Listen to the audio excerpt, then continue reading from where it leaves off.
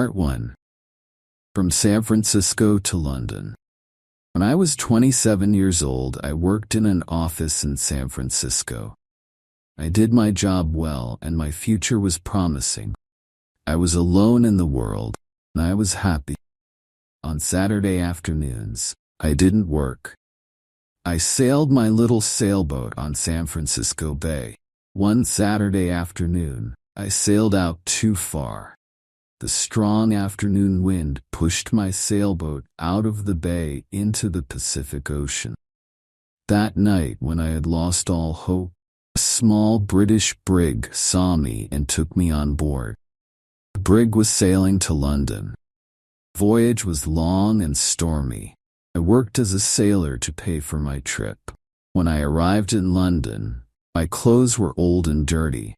I had only $1 in my pocket.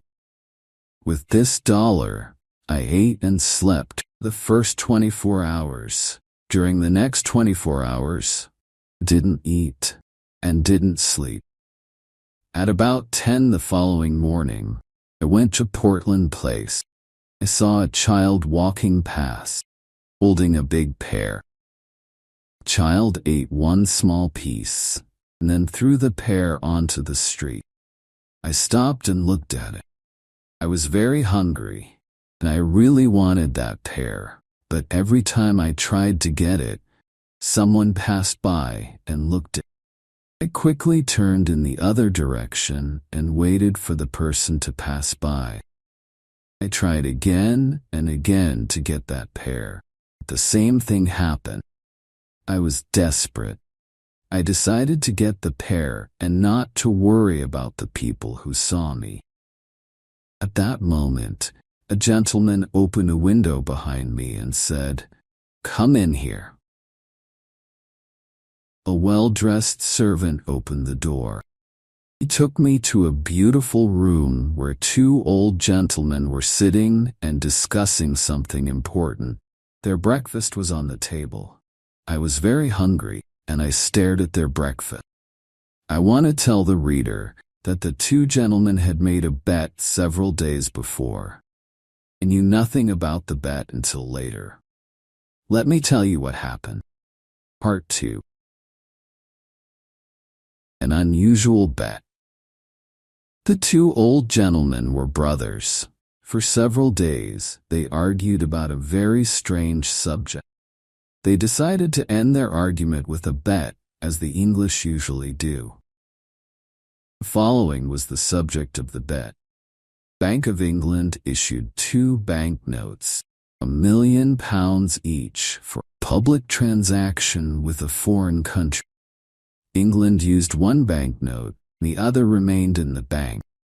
At this point, Brother A said to Brother B, "An honest and intelligent stranger arrives in London without a friend and without money, except for the £1,000,000 banknote, who will starve to death."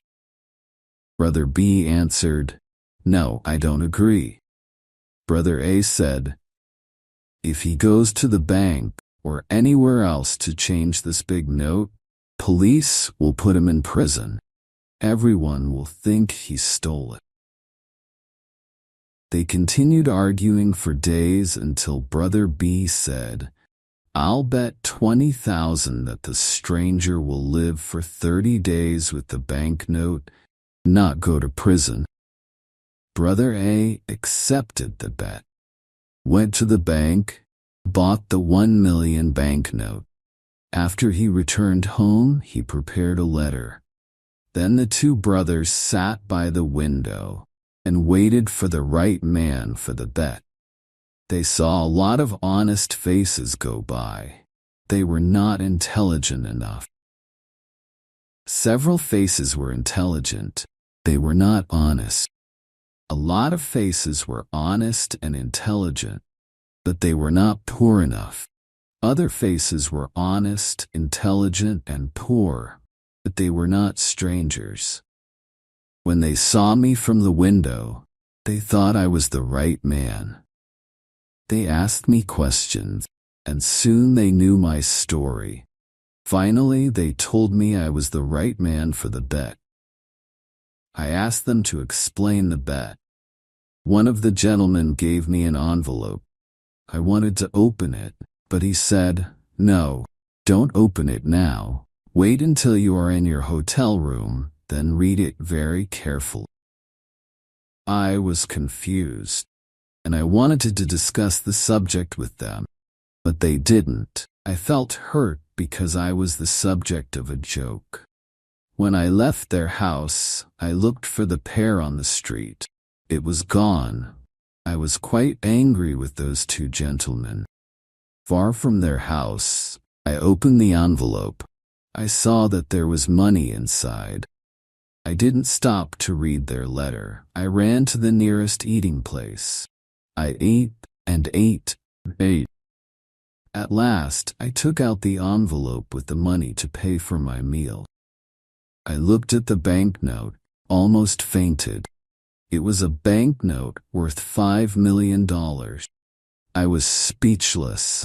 I stared at the banknote. The two gentlemen had made a big mistake. They probably wanted to give me a £1 banknote. I saw the owner of the eating place staring at the banknote too. We were both surprised. I did not know what to do or say, so I simply gave him the note and said, "Give me the change, please." The owner apologized 1,000 times. "I'm very sorry, but I can't change this banknote, sir. I don't have any other money."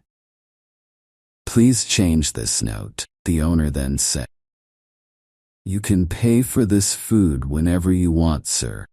I understand that you are a very rich gentleman who likes playing jokes on people by dressing like a poor man.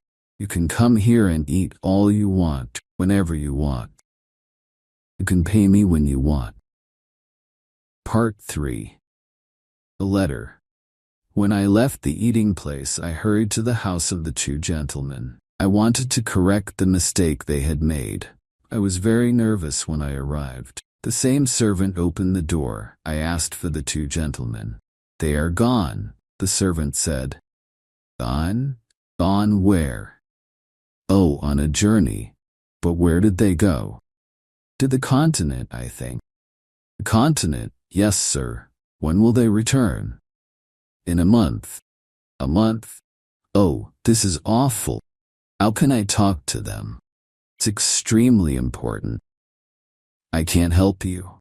I don't know where they are, sir." "Then I must see a member of the family." "All the family are away. They're in Egypt and India, I think." Before leaving, the two gentlemen made an enormous mistake. "They will certainly return home tonight. Tell them that I came here to correct the mistake. I will return tomorrow." "I'll tell them if I see them, but I won't see them, sir." "You must not worry because everything is all right. They will be here on time and they will see you then. Goodbye." I was confused. My head was in a fog. I did not understand what the servant told me. I remembered the letter. This is what it said. "You are an intelligent and honest man. You are also poor and a stranger. In this envelope, you will find some money. It is yours for 30 days. At the end of 30 days, return to this house. I have a bet on you. If I win this bet, you can have any job with any salary you want." There were no signatures, no address, no date on the letter. How strange. I didn't know what to think. I went to a park, sat down, and thought about what to do. After an hour, I reached the decision that follows. The two old gentlemen are playing a game that I don't understand. They are betting on me.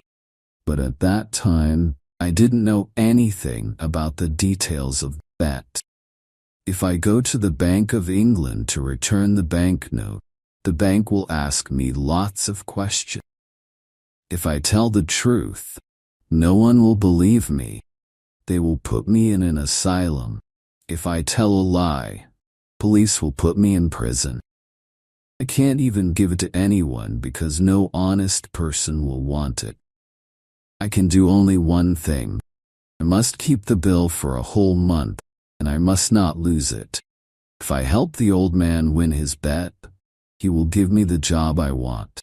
The idea of an important job with a big salary made me happy.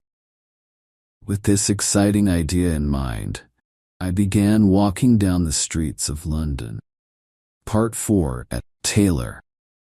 Every time I passed in front of a tailor, I wanted to enter and buy some new clothes, but I had no money to pay for them.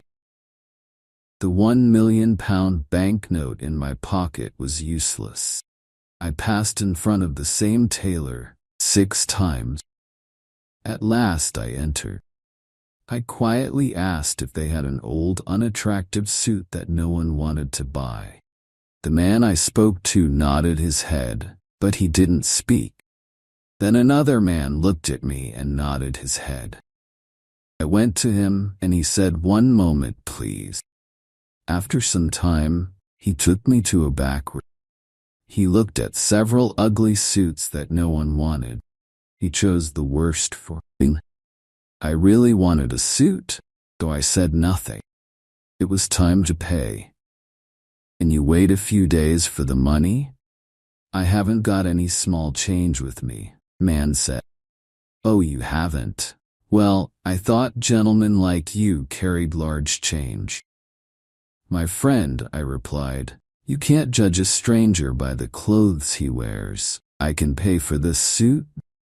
Can you change a large banknote?" Thanks for joining me today on Storybook English. If you found this lesson helpful, don't forget to like, subscribe, and click the bell icon. Stay updated with all our latest videos. Keep practicing, stay curious, and I'll see you in the next lesson. Happy learning, everyone.